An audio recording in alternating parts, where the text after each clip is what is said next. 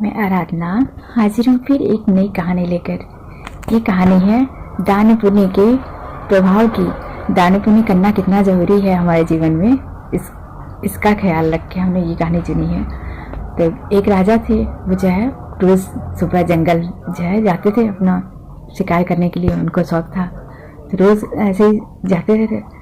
तो एक बार उन्होंने देखा कि एक जो है सुंदर सी झील के पास एक दिव्य पुरुष निकलते हैं बाहर, और वो जो है बाहर निकलते ही उन्होंने देखा क्या कि वो एक जो है नदी के किनारे ही जो पड़ा हुआ था झील के पास ही एक लाश, और वहाँ पे वो उसे खाने लगे।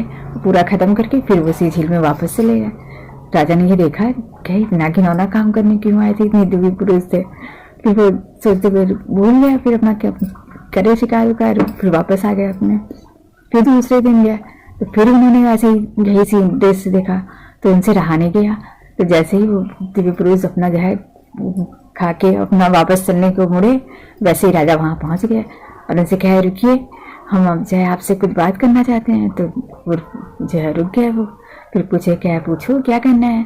तो कहते क्या है कि आप जो है इतने आभावान हैं और आपकी जो है दिव्य जो रोशनी निकल रही है, उससे हम लोग की आंखें चौंधी आ रही हैं, और आप इतनी दिव्य आत्मा होके ये घिनौना काम क्यों कर रहे थे। तो वो कहते क्या है तो कि मैं जो है विदर्भ देश के राजा थे, उनके जो है पुत्र हूँ।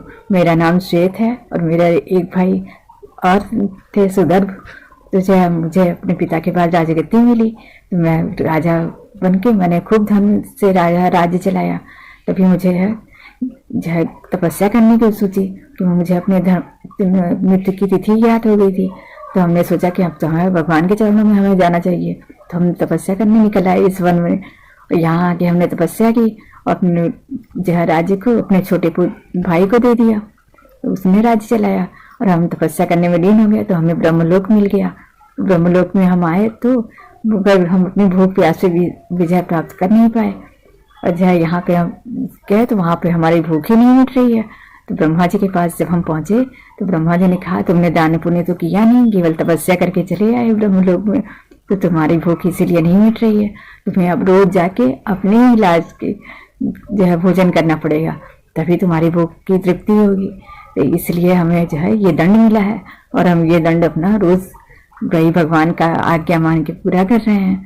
तो इसलिए हम चाहते हैं कि ये काम किसी और के साथ ये ना हो, कोई और ये गलती मत करे। तो हमें जो है ये संदेश तुम और लोगों को भी पहुंचा देना। तो राजा जो है तुरंत वहाँ से निकले और अपने महल आए। फिर वो जो है शिकार करना भूल के छोड़ दिया उन्होंने, और अपने देश राज्य में खूब दान पुण्य करना शुरू कर दिया। जितने गरीब थे उन सबको दान पुण्य करने लगे, और बाकी लोगों को भी सिखाया, अपने पुत्रों को भी सिखाया।